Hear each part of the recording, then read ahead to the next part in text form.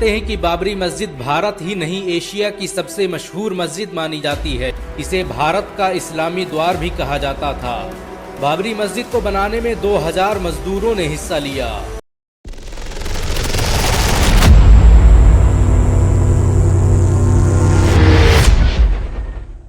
Guys अस्सलाम वालेकुम वरहमतुल्लाहि वबरकातुहू। आज हम लोग जानेंगे बाबरी मस्जिद के बारे में। वही बाबरी मस्जिद जिसे शहीद कर दिया गया और गिरा दिया गया, उसी बाबरी मस्जिद के बारे में हम लोग 50 फैक्ट्स जानेंगे। हम लोग जानने और समझने की कोशिश करेंगे कि बाबरी मस्जिद को कब, किसने और क्यों बनाया था। सब कुछ जानने और समझने की कोशिश करेंगे। गाइस वीडियो में आखिर तक बने रहिएगा, वीडियो को लाइक करिएगा, चैनल को सब्सक्राइब कर लीजिएगा और करते हैं इस वीडियो को स्टार्ट। क्या आप जानते हैं कि बाबरी मस्जिद भारत ही नहीं एशिया की सबसे मशहूर मस्जिद मानी जाती है। ये मस्जिद निर्माण और स्थापत्य कला का सबसे बेहतरीन नमूना थी। इसे भारत का इस्लामी द्वार भी कहा जाता था। बाबरी मस्जिद को बनाने में 2000 मजदूरों ने हिस्सा लिया। इसे बनाने के लिए दुनिया भर से इंजीनियर और आर्किटेक्ट बुलाए गए थे। ये भारत की एकमात्र मस्जिद थी जिसमें सबसे पहले वॉइस रिफ्लेक्शन टेक्नोलॉजी का इस्तेमाल किया गया।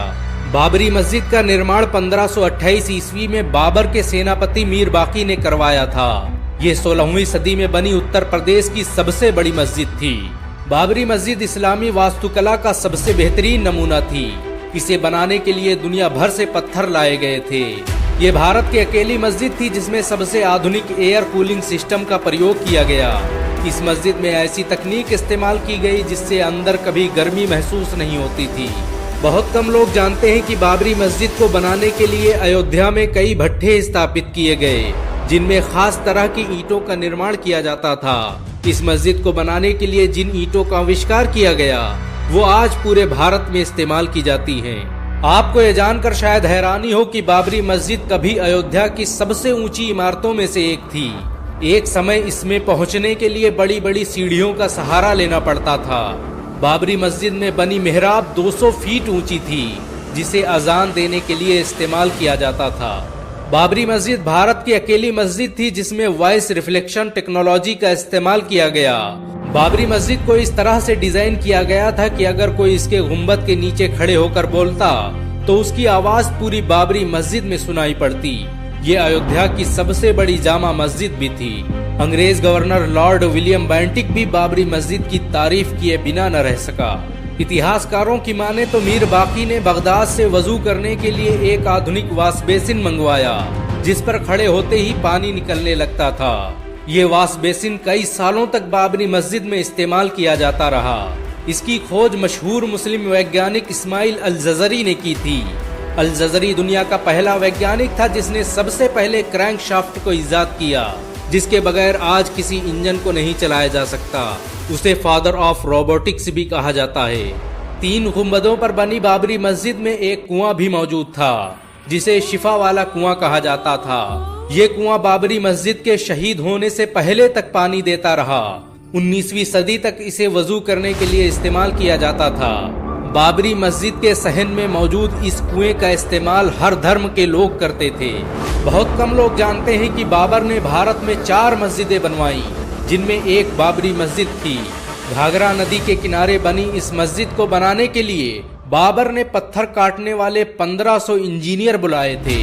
बाबर को आधुनिक टेक्नोलॉजी से बेपनाह मोहब्बत थी। उसने अपने दौर के सबसे आधुनिक हथियारों का इस्तेमाल किया। बारूद और तोप को बनाने की विधि बाबर ही भारत लेकर आया था। बाबर ने बाबरी मस्जिद में नमाज पढ़ाने के लिए इमाम भी नियुक्त किए, जो सदियों तक इस्लाम की तबलीग का काम करते रहे। बाबर ने बाबरी मस्जिद का निर्माण तो करवाया, लेकिन उसे देखने कभी अयोध्या नहीं आ पाया। बाबरी मस्जिद का निर्माण पूरा होते ही उसकी मौत हो गई। कहा जाता है कि बाबर अयोध्या को मुगल सल्तनत का सबसे ताकतवर केंद्र बनाना चाहता था। यही वजह है कि उसने पूरी ताकत लगाकर अवध रियासत को मुगल सल्तनत का हिस्सा बना दिया। अयोध्या को पहचान दिलाने में बाबरी मस्जिद का बड़ा किरदार रहा। ये निर्माण और स्थापत्य कला का सबसे बेहतरीन नमूना थी। इसके डिजाइन और स्ट्रक्चर को बाद में ताजमहल में इस्तेमाल किया गया। बहुत कम लोग जानते हैं कि बाबरी मस्जिद का निर्माण एक पहाड़ी पर किया गया था। ये पहाड़ी बाढ़ से बचने के लिए अवध प्रांत की सबसे सुरक्षित जगह थी। बाबरी मस्जिद को मंदिर बताने का सबसे पहला काम निर्मोही अखाड़े ने किया। 1853 में नवाब वाजिद अली शाह के दौर में सबसे पहले इस मस्जिद की जगह मंदिर होने के शगुफे ने जन्म लिया और देखते ही देखते एक युद्ध में बदल गया। अंग्रेजों ने जांच पड़ताल की और इसे मस्जिद होने का सर्टिफिकेट दे दिया। आपको ये जानकर शायद हैरानी हो कि तुलसीदास ने अयोध्या में बैठकर ही रामचरितमानस लिखी, लेकिन उन्होंने किसी मंदिर को गिराकर मस्जिद बनाने का जिक्र नहीं किया और न ही इतिहास की किताबों में इसका कोई ठोस सबूत मिलता है। जज से लेकर सरकारों ने कई बार बाबरी मस्जिद को मुसलमानों का धर्म स्थल बताते हुए ऐतिहासिक फैसले दिए। 1949 में सिविल जज ने बाबरी मस्जिद को मुसलमानों की मिल्कियत बताते हुए कहा कि इस पर मुसलमानों का हक है और ये एक मस्जिद है जिसका निर्माण बाबर ने करवाया था। बहुत कम लोग जानते हैं कि बाबरी मस्जिद में जिस दिन मूर्तियां रखी गईं वो जुमे का दिन था। इसी विवाद के बाद फैजाबाद कोर्ट ने मस्जिद में ताला लगा दिया। जिस वक्त बाबरी मस्जिद के साथ ये सब हो रहा था उस वक्त कांग्रेस की सरकार थी। नेहरू ने इस विवाद को सुलझाने के लिए तत्कालीन सीएम गोविंद बल्लभ पंत को आदेश दिए, लेकिन उन्होंने नजरअंदाज कर दिया। 1986 में राजीव गांधी ने मस्जिद के कपाट फिर खोल दिए और उसी वक्त राम मंदिर आंदोलन की शुरुआत हो गई। अडवाणी की रथ यात्रा ने सब कुछ बदल दिया। ये रथ जहां से गुजरा वहां की आबो हवा बदल गई और भारत में एक नई राजनीति का आगाज हो गया। 6 दिसंबर 1992 में अयोध्या में कार सेवा का ऐलान हुआ और फिर चंद लम्हों में 2 लाख कार सेवकों ने बाबर की बनाई इस मस्जिद को धूल में मिला दिया।